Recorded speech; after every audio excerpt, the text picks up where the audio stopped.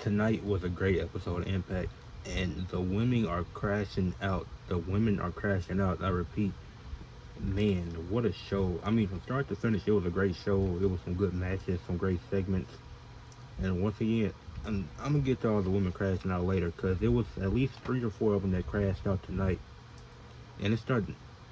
And let's talk about how the show started with Tessa Blanchard and Victoria Crawford teaming up to take on Masha Slamovich and Nikita Lyons. Obviously, Nikita Lyons are doing stuff with Evolve now in WWE. She's going to be working with TNA, who does a good job building up women's wrestlers and helping them improve. So maybe her spending a little bit of time in TNA help her. I know this was a one-off tag team match. I don't know if they'll revisit this sometime in the future, but I wouldn't be mad at it because she actually looked solid in this match. She wasn't terrible. I mean, there's definitely some things she still needs to improve at, but she wasn't terrible in this match. She had the spot on Tessa Blanchard in the corner where she was just bouncing on her. You had Mosh and Crawford going at it as they're gonna take on each other next week at Under Siege. So them getting to go at it, build some chemistry in the ring before they had their actual one-on-one match.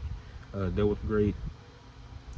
I'm trying to see Victoria Crawford and Tessa Blanchard did a great job working as a tag team, working as an actual tag team, working like a heel tag team. They both did some great stuff. uh, Tessa Tessa Blanchard, she brought a chair into the equation, and while the ref was distracted, Masha Slamovich had the chair, and she unloaded with the chair. She didn't care about the ref looking directly at her. She was like, "I'm."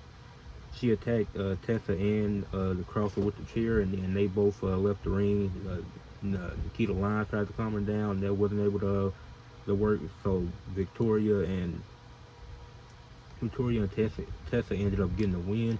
And it was a good tag team match. It was solid. I wish would have came down to somebody getting pinned in the match, but I guess protect every woman was protected. It wasn't a bad decision. I actually like the decision. I think it makes sense.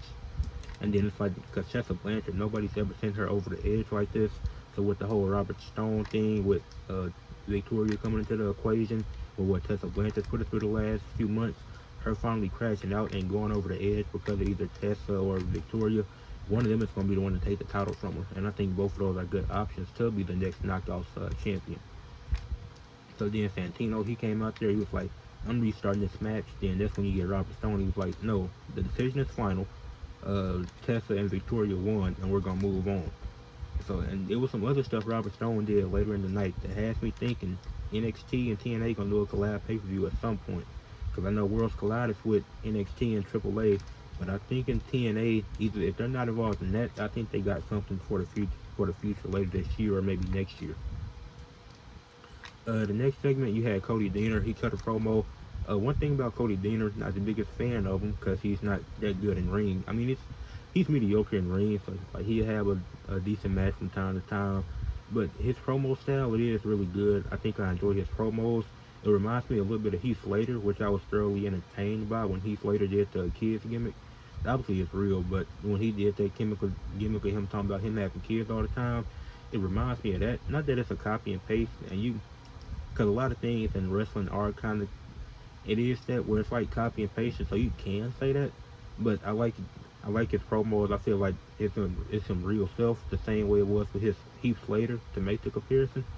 So there's not the biggest fan of him because of his in ring work, but his promos are good. So I won't take that away from Cody Deaner. Now should he be Eddie Edwards? I don't think that's realistic. So his contract being up, they're doing a good job with the story. But I think if Cody Deaner's time is up, he just needs to go home, spend time with his kids, do something else. Maybe he can get a good acting role because I think he does. His promos he'll deliver, so he could get a solid acting role. I feel like. The Great Hands and Tasha Steele, they came to the ring. The Great Hands, they disrespected the Rascals and did their stuff on the mic. And then the Rascals came out there. They had a tag team match. The Rascals, they had a double super kick spot, which was really cool. And that was a good moment in the match early on. You had and then after that kick, they started reeling. They started getting a lot more offense in. Ali came out there to cause a distraction, which helped the Great Hands end up getting the win. It was a good tag team match. Like it was some good offense for both teams. The Great Hands, they won another team that's still working like heels. They're the refs distracted. They're in the corner, taking advantage of. I be forgetting the Rascal's name. Trey Miguel, and they be taking advantage of him while Zachary Winston's talking to the ref. So they did a good job of that. They just did a good job overall in this match. Both teams looked good. Then the stuff you had following the match lead into other segments, because you had Ace Austin come out there to help the Rascals after Ali came out there and beat them down.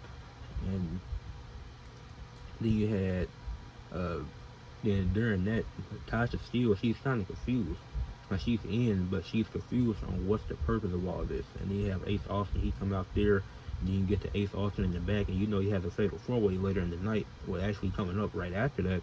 And he approaches the Great Hands and Ali, and he gets jumped for his troubles. Even Tasha Steele, she still looks confused, which is that's interesting. I'm surprised that she's the one confused and not the Great Hands. But maybe she just isn't used to being with a team like this.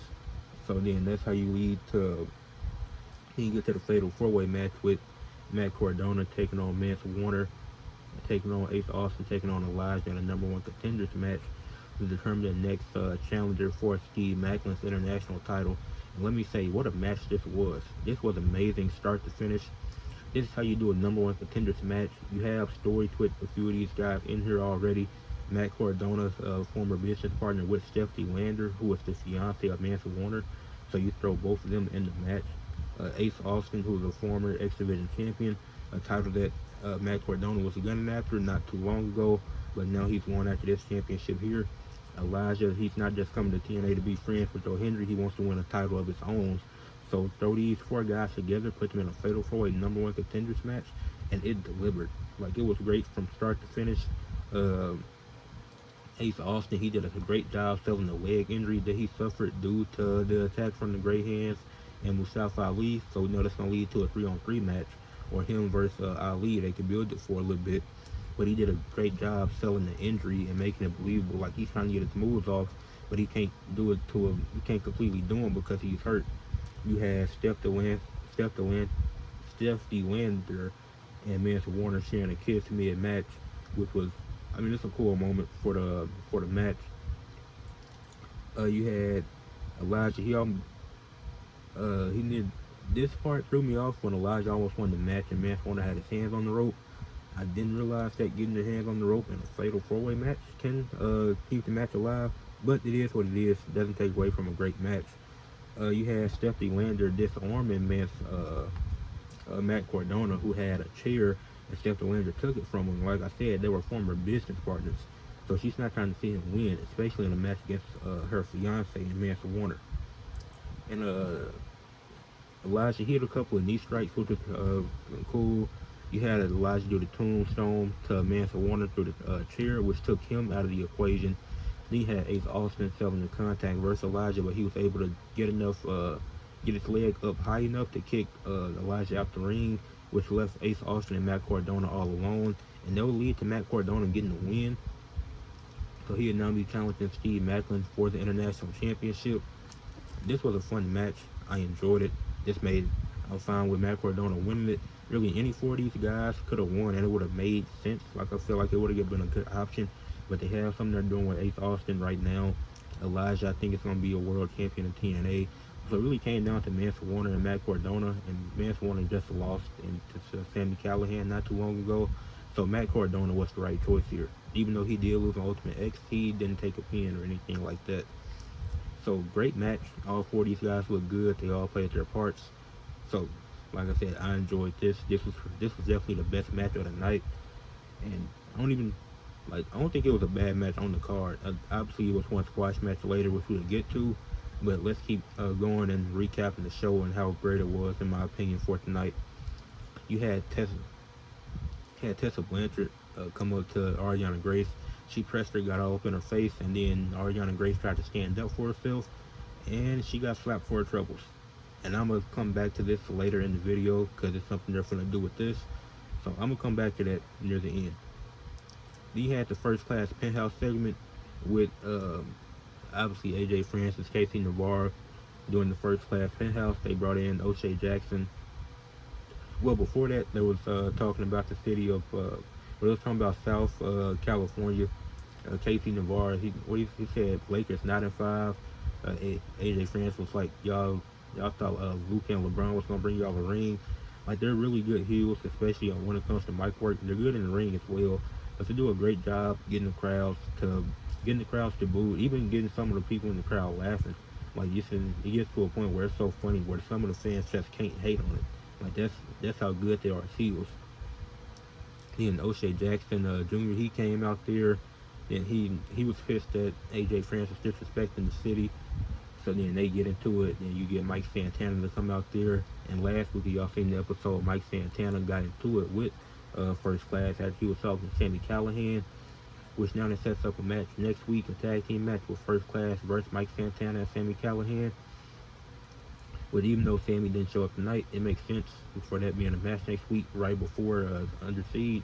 So it's going to be a good match, so I'm excited for it. I'm ready to see what happens. He had Indy Hartwell making her debut against who's he face? Kelsey Heather. This was a short, quick match. This match, I'm not just because it was a squash match doesn't make it bad. Like they showed, like Kelsey Heather, Indy Hartwell tried to show respect, and she wasn't taking the handshake. That was really the only memorable part about the match. Indy Hartwell won with ease in her debut, but you knew she wasn't gonna lose, and this is the first good opponent. Cause I mean, Indy Hartwell's been wrestling on the independent scene, so they couldn't have gave her somebody else. But not every TNA or wrestling fan knows that she's been wrestling on the independents. So give her somebody easy for now, then build something later with somebody else who's more valuable, like Tasha Steele, which they did as Indy Hartwell was cutting her promo after the match backstage. Tasha Steele came back there and interrupted, and Indy, she was pissed at that. She was like, I just won my debut match, and you're going to take my TV time? So, I don't know if the match is made official for next week, but it's definitely brewing towards them having a one-on-one match, which I think is a good opponent for Indy Hartwell, because Tasha Steele hasn't wrestled in a minute on TNA, but she's good. I like her. She's great on the mic. I think they could tell a solid story with a few back and forth promos with each other and have a one-off match. Like this is good. You have Indy win her debut match, and instantly you insert her into a more high-profile program with somebody who's been there for a minute, who you actually value. They're kind of doing the same thing with Victoria Crawford now. She had an easy debut win, and now she's in a big story. So that's a good way for somebody to debut. I have no problems with that being a squash match. Sometimes we need squash matches. Sometimes it's good for the business, for wrestlers. You get and actually Tasha Steele in that promo, she was another woman who was crashing out. She was like, she's trying to deliver this message that Mustafa Ali had, but Indy Hartwell wasn't going for it, so she wasn't able to get that off. So then you get to Rosemary versus Zara Brookside, and tomorrow makes Zara Brookside's 10-year anniversary. I'm just congratulating her now. She won't be wrestling tomorrow, so unless they're doing a double event. But anyways, she won't be wrestling tomorrow. Shout out to Zara Brookside, her 10-year anniversary, wrestling Rosemary. What a great match between these two. Rosemary played mind games early, rolling out the ring, trying to get Zara Brookside out her comfort zone, which she's been doing for the last few weeks. But it's been a great story that really over the course of this year, they've been telling a great story with that, trying to get Zara Brookside out of her comfort zone, because she's been such a nice person, sweet person, that in her 10-year career, she's never been a world champion. So at some point, she's going to have to figure out that she has to win a world championship some way, and she can't be the nice girl all the time. Rosemary, Zara Brookside, she did a drop kick, which was pretty bad, but after that, the match picked up. It became a great match. Aside from that one spot with the single leg drop kick, I don't think wrestlers should do single leg drop kicks. The drop kick is meant to use both your feet, so just keep it that way. But Rosemary, she opted the brass knuckles. Zara Brookside, she batted them away, and then after that, she ramped up the intensity. She was able to get some more offense in. She did the double knees and a DDT, which wasn't enough for her to get the win, but she was slowly building momentum towards the match. Zara Brookside, she had the brass knuckles again, and she didn't use them. So Rosemary chopped her in the throat, and then as Rosemary is going for the mist, Zara Brookside notices it, so she chops her in the throat, makes her choke on the green mist. Then she has her on the ropes. She's just beating her up. The ref tries to pull Zara off of her. Zara Brookside pushes the ref, and the ref calls for the bell, ends in a disqualification. So Rosemary has finally broken Zara Brookside. Zara Brookside has finally crashed out. The moment TNA fans have been waiting for, it finally happened. Like, she lost by disqualification, But her edge to a babyface with an edge for Zaya Brookside is gonna make an amazing character. They need to run it back and have Zaya Brookside use her brass knuckles with the ref not looking, and have Zaya Brookside win that way. Hey, I'm loving this story with Zaya Brookside and Rosemary. You have Lei Ching Lee come out there to help break things up, to help Zaya Brookside as she getting Rosemary out the ring. But Zaya Brookside finally crashed out, the moment I've been waiting for. I was not expecting it, but it finally boiled over. She's finally showing some intensity. She got disqualified in a way that I know she didn't want to. She's probably pissed that she pushed the referee, but Rosemary was the one to break her and get her to this point where she has crashed out. Then you had Ariana Grace backstage. She was talking to Santino Marella, her dad. She was like, "Give me Tessa Blanchard. I don't care what you say. I don't care what you want. I want Tessa Blanchard at Under Siege." Santino, he was like, "I don't think that's a good idea. She's dangerous, this and that." And Robert Stone, he was like, "That's actually a good idea. So we're going to get Tessa Blanchard versus Ariana Grace at Under Siege." And I've been saying for the last few weeks, they're going to have a match because it finally boiled over. Ariana Grace is sweet girl, Miss NXT&A, never gets angry at anybody. But the stuff with Tessa Blanchard, that slap, the disrespect towards her and her dad, she was like, she can't do it no more. She wants her one-on-one, and we're getting that next week at Under Siege. Man, I'm excited for that match. I think Tessa Blanchard will win, but I think Ariana Grace can put on a good showing. Had Frankie Kazarian addressing the TNA crowd. He lied about being friends with Trick Williams, which was kind of funny. And Trick came out there. He was like, "We're not friends. I'm not gonna fake it. But we don't want to be like Joe Hendry and just be another guy. We don't just want to be. We don't need the fans behind our side." Something along the lines of that. He was saying. It was like it was. Then Joe Hendry comes out there, say his name, and he appears. Joe came out there. He talked to a bit. Elijah came out there. Then they went to the ring, and then Trick and Frankie, they left the ring as Joe and Elijah went there. And that's something you never see out of Trick, him leaving the ring. But he's Hollywood Trick now, so he's gonna do what he wants on his time. So this Hollywood Trick character, I'm liking through TNA, through NXT. And then Santino, he comes out there, he was like, "I want this match tonight," which wouldn't have made sense because it wouldn't have had time. So Robert Stone, he came out there and he was like, "No, next week they're gonna face who I want them to face, and the tag team match is still on for Under Siege between these four." So Robert Stone just put Elijah and Joe in a situation where they have back-to-back tag team matches. Then Joe has a third match that week. So that's Robert Stone is really working to get Trick that NXT title. That I like that. Get the TNA title. I like that idea. With Joe wrestling 3 times that week, and what Trick wrestling, he's not gonna wrestle that week at all.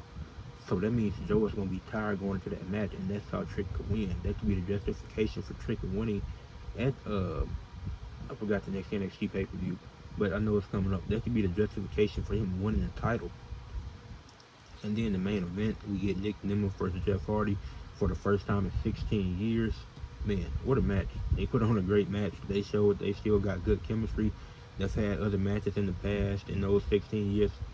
Well, you say first one-on-one match in 16 years, but before that, they've had matches, tag team matches, Survivor Series, stuff like that, etc. Had Nick going for an early DDT and pinfall attempt, wasn't able to win. You had Jeff really controlling the pace early into the match. Nick applying the chokehold, that was a good spot in the match. He did that multiple times. Jeff powering his way out of the chokehold, good spot. The Whisper in the Wind by Jeff almost won the match, but it didn't. And what I loved about this match is that neither Ryan or Matt interfered in the match. Like, they were both on the outside, but they didn't cause distraction. They didn't do anything like that. So I felt like that was very telling. Then Nick hit the Famouser, not enough to win it. Jeffy hits the Twist of Fate and went for the Swanton, but Nick got his knees up. So then they wrestled for a little bit more, and Jeff Hardy was able to do the same combo, this time getting it completely, and Jeff was able to get the win. Leon Slater came out there, so they was getting attacked by the Nemeth. So that ended the segment, that ended the show with the Hardys and Leon Slater standing tall in the ring. The Nemeth brothers walking back to the back with their tag team titles. But this show was phenomenal. I enjoyed this show from start to finish. It is a 10 out of 10 show. You had uh, Masha Slamovich, Ariana Grace, Rosemary all crashing out. This was the women's crash out episode, but the matches were great. The stories were really good. I definitely felt like some stuff for Under Siege was built, and even some stuff post Under Siege they can do in the future. Like I feel like they did a really great job with this episode. A 10 out of 10, the best TNA Impact episode of 2025. Leave a like on the video, subscribe to the channel, and comment what y'all thought about tonight's Impact.